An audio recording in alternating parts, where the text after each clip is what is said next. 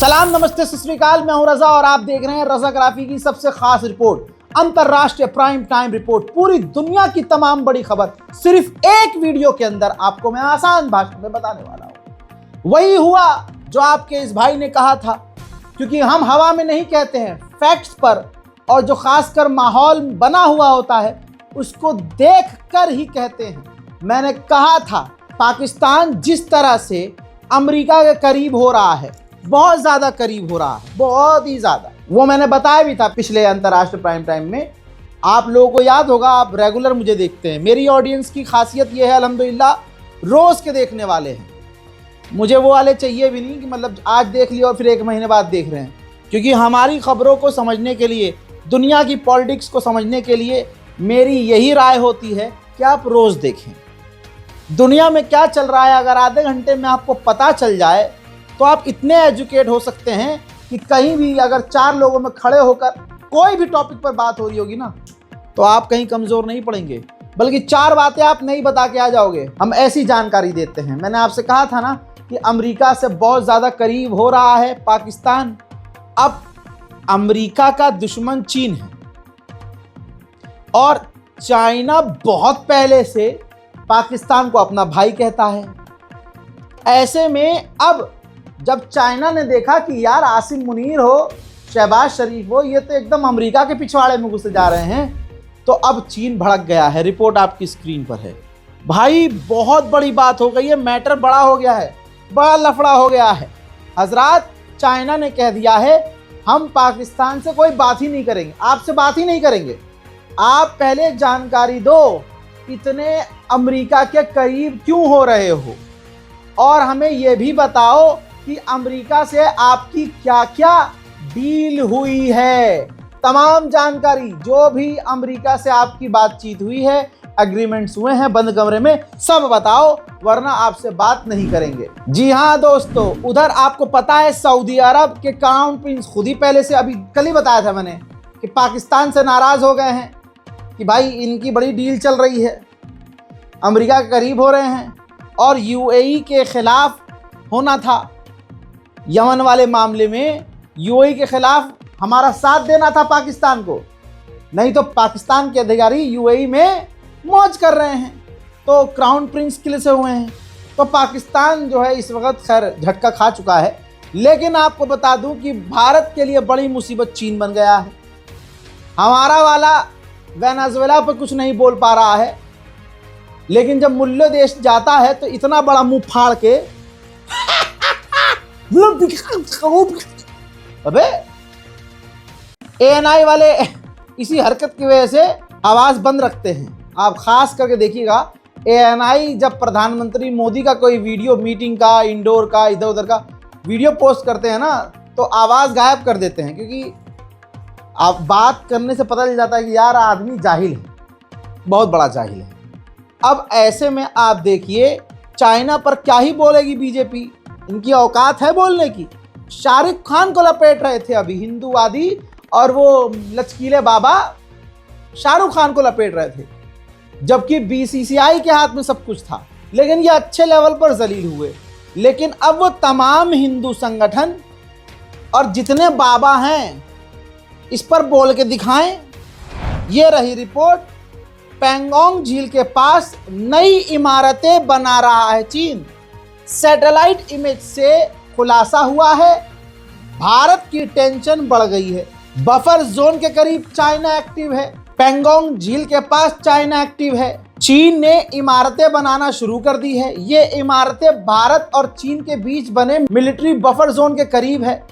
यह गतिविधि चीन के कब्जे वाले इलाके में हो रही है। इसके बावजूद इसने भारत की टेंशन बढ़ा दी है। चीन लगातार इस इलाके में अपनी सैन्य उपस्थिति को मजबूत कर रहा है।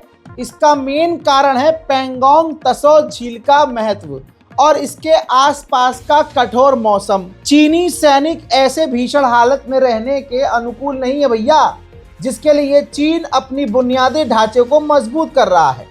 ओपन सोर्स डेट्रेस्पा के मुताबिक ये खुलासा हुआ है कि अब पैंगोंग के करीब, यानी भारत बॉर्डर के करीब, चाइना भले ही अपने बॉर्डर के इलाके में है, लेकिन वहां पर वो अपने मिलिट्री इक्विपमेंट्स बना रहा है और सैन्य अड्डा बना रहा है। अब मजाल है अंधभक्त बोल पड़े या उनका अब्बा बोल पड़े, नहीं बोल पाएंगे। अच्छा, जो डील हुई थी लगभग 1.5 से 2 साल पहले भारत और चाइना के बीच, तो उस डील के मुताबिक भारत भी पीछे हटा है और लद्दाख से लगभग 1.5 सालों में चाइना ने अपनी आधी फौज पीछे की है। लेकिन पीछे करने के बाद दोस्तों वो दूसरी तरफ भारत के लिए खतरा पैदा कर रहा है, तो फिर यहाँ चीन को हल्के में नहीं लेना चाहिए। भारत के अंदर जो चीन के एम्बेसडर हैं, उन्होंने ट्वीट करके बड़ा लंबा ट्वीट किया है, शॉर्ट में बता रहा हूँ।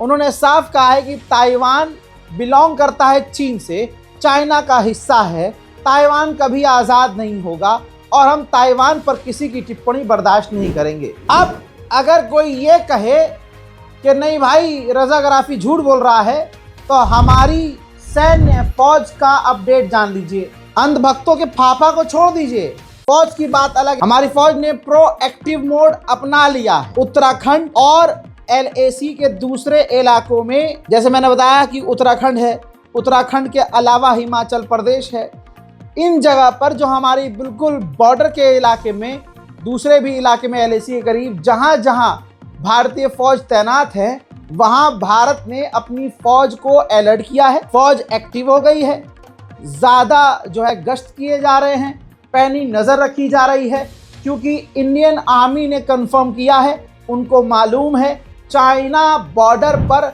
लगातार मिलिट्री एक्टिविटी करता हुआ नजर आ रहा है। उधर नाइजीरिया ने 5 भारतीयों को पकड़ा है जो समुद्री जहाज के जरिए 31 किलोग्राम कोकेन लेकर जा रहे थे। तो आज पूरी दुनिया में भारतीयों का बहुत बढ़िया लेवल पर बज रहा है। उधर मेरे दोस्तों गणचट्टे लगे हुए थे, मालदीव का बाइकआउट करो, मालदीव का बाइकआउट करो, याद है ना या भूल गए? भारत ने जमकर, और भारत के खास करके एक प्रजाति ने जमकर विरोध किया था, अरे हम अगर मालदीव नहीं जाएंगे तो कौन जाएगा?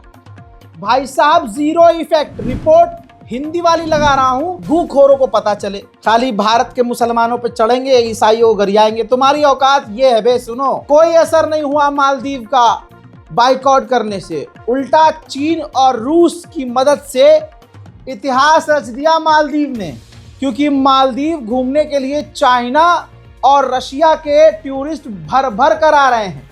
तो भारत की सरकार, मोदी सरकार जो सोच रही थी कि मालदीव घुटने पे आएगा और ये हो जाएगा और वो हो जाएगा, वहाँ मंदिर बनाएंगे, वहाँ हम यूं कर देंगे और वहाँ जाके RSS अपनी, पता नहीं बेचारों ने क्या क्या ख्वाब सोचा होगा, टूट गया है। बात करें इस पड़ोसी देश की, बांग्लादेश की, तो वहाँ पर जो खोकुन दास 50 साल के हिंदू थे व्यक्ति, जो खोकुन दास वो दुकान से लौट रहे थे दुकान बंद करके, तो उन पर वहाँ के जो मुसलमानों ने हमला किया और उसके बाद उनको जला दिया। जैसे तैसे वो तालाब में कूद गए, फिर उनको ढाका रेफर किया गया अस्पताल में, लेकिन वो 2-3 दिन के बाद मारे गए। बांग्लादेश में न जाने कितने हिंदुओं को मार दिया गया होगा और इस पर वो जानकारी हमें कितने दिन बाद मिलेगी कि नहीं मिलेगी, वो तो बांग्लादेश के हाथ में। लेकिन ये खतरनाक काम हो रहा है। अब दोस्तों आलोचनाओं के बाद बांग्लादेश ने, आखिरकार बांग्लादेश की पुलिस ने इन 4-5 दिनों में काफ़ी मेहनत करी और खोकुन दास व्यक्ति को जलाया गया और जो अब मारे गए हैं उनके कातिलों को गिरफ्तार कर लिया है। 3 लोगों को गिरफ्तार किया है। लेकिन गिरफ्तारी का फ़ायदा क्या हो रहा है भाई? बांग्लादेश में फिर भी हिंदुओं को निशाना बनाया जा रहा है, हिंदुओं के घरों में आग लगाया जा रहा है, हिंदुओं को घर से निकाल कर मार दिया जा रहा है, यहाँ तक कि काटा भी जा रहा है, गर्दन पर हमला किया जा रहा है और बहुत बहुत बुरी तरह से उनको मारा जा रहा है। अगर आप भारत के मुसलमान हैं, फिर से बात रिपीट करूंगा, भारत के मुसलमान हैं और रोते हैं ये कहते हुए कि भारत के मुसलमानों पर जुल्म हो रहा है, जय श्री राम के नारे लगा के अल्पसंख्यक समुदाय को मारा जा रहा है, तो फिर आप दोगले हैं। अगर आपको बांग्लादेश का हिंदू मरता हुआ नहीं दिख रहा है, आपको सिर्फ भारत का मुसलमान मरता हुआ दिख रहा है, तो फिर आप ईमान से भैया अलग बात कर रहे हैं। इंसानियत आपके अंदर है तो मुसलमानों को ज़्यादा आवाज़ उठानी चाहिए बांग्लादेश के हिंदुओं के लिए। हजरात, यही बांग्लादेश जो भारत के खिलाफ जहर उगल रहा है, ड्रामे कर रहा है, इस पर पूरी दुनिया का कर्ज है और सबसे ज्यादा कर्जा चाइना का है। चाइना ने इसको इतना कर्जा दिया है कि 42% चीन का ही कर्जा बांग्लादेश पर है और ऐसे ही देखते देखते बांग्लादेश पूरी तरह से चीन के एहसान तले दब चुका है। और चाइना ऐसे ही करता है, देशों को, गरीब देशों को अंधा पैसा देता है, फिर वो लौटा नहीं पाते तो उसके बदले वो वहाँ जमीन पर कब्जा करना शुरू करता है, सैन्य ठिकाने खोलता है, अपना बेस बना लेता है। उधर पड़ोसी, इधर आ जाइए, पाकिस्तान में रोज हमले हो रहे हैं।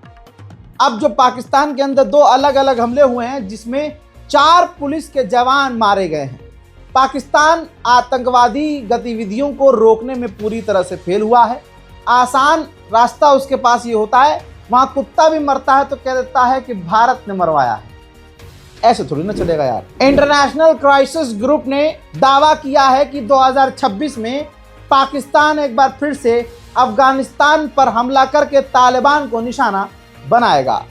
उधर तालिबान भी वेलकम कर रहे हैं और वो भी बढ़िया लेवल पर पाकिस्तान को सबक सिखाने के लिए तैयार बैठे हैं। उधर वेनेजुएला पर कब्जा देखने के बाद किम जोंग उन, यानी जो तानाशाह कहलाते हैं नॉर्थ कोरिया के, उन्होंने बैलिस्टिक मिसाइल का सफलतापूर्वक परीक्षण टेस्ट किया है। उधर वेनेजुएला के हालात सही नहीं है। वेनेजुएला के हालात कुछ ऐसे हो गए हैं पिछले 48 घंटे से, ये देखिए, सड़कों पर आम लोग भी हथियार लेकर चल रहे हैं। जाहिर सी बात है, जब पड़ोस की फौज आपके मुल्क में घुस जाए और आपके सबसे सेफ इलाके में घुसकर आपके सबसे ज्यादा सिक्योरिटी के बीच रहने वाले राष्ट्रपति को किडनैप करके ले जाए उनकी पत्नी के साथ, तो आम जनता तो भाई हथियार लेकर ही चलेगी। पूरी दुनिया देख रही है, अमेरिका ने जब से वेनेजुएला के राष्ट्रपति और उनकी पत्नी को किडनैप किया है, पिछले 48 घंटे से ऊपर हो चुका है।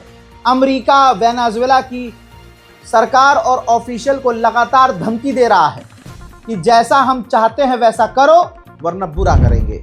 अमेरिका के या तो ज्यादातर देश साथ हैं, या तो ज्यादातर देशों ने चुप्पी बना के रखी है, या तो कुछ देश ऐसे दोगले हैं जिनके नेता भी दोगले दलाली करते हैं अमीरों की, लेकिन वो ना अमेरिका के समर्थन में खुलकर बोल रहे हैं ना उनके विरोध में बोल रहे हैं, बैलेंस कर रहे हैं। इस बैलेंस करने के चक्कर में उनका दोगला चेहरा दुनिया को नजर आ रहा है।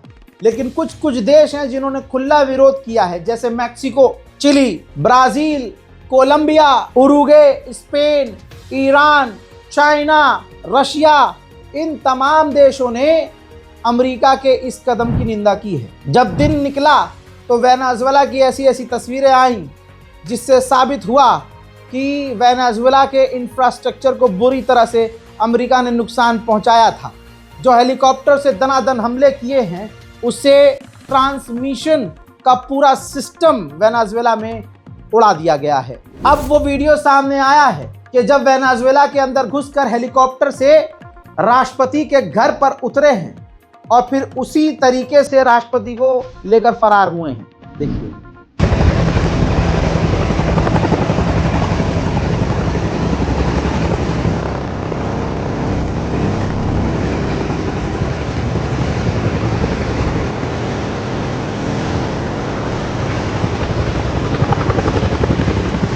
हजरात, उधर यूक्रेन और रूस का मामला ये है कि यूक्रेन के जो ऑफिशियल हैं वो ज़बरदस्ती यूक्रेनियों को सेना में भर्ती करने के लिए किडनैप कर रहे हैं।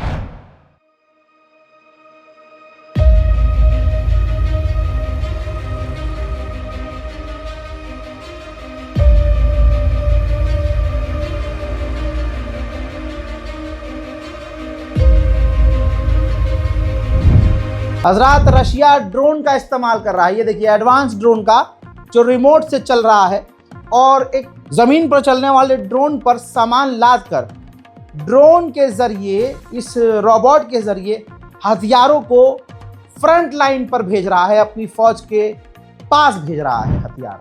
वहीं यूक्रेन के राष्ट्रपति ज़ेलेंस्की ने यूरोप से और हथियार मांगे हैं। रूस को मिली है बड़ी कामयाबी, यूक्रेन के दर्जनों सैनिकों को रूस ने गिरफ्तार किया है।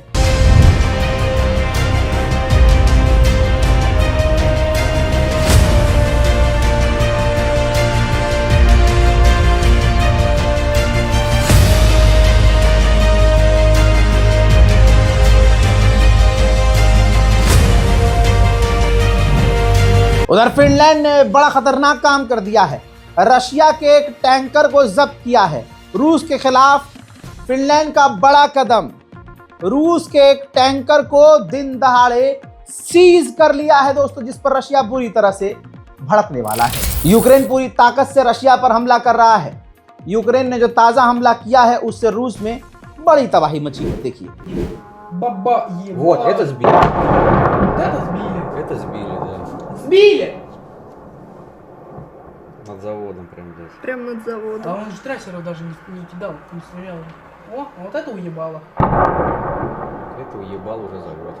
Да. हजरात, अंतर्राष्ट्रीय प्राइम टाइम रिपोर्ट में आज और अभी के लिए इतना ही। इस रिपोर्ट को शेयर कीजिएगा, चैनल को जल्दी से सब्सक्राइब कीजिएगा ताकि दुनिया की तमाम बड़ी खबर एक वीडियो के अंदर आपको रोज मिलती रहे। मैं हूं रजा और आप देख रहे थे रजाग्राफी। जय हिंद।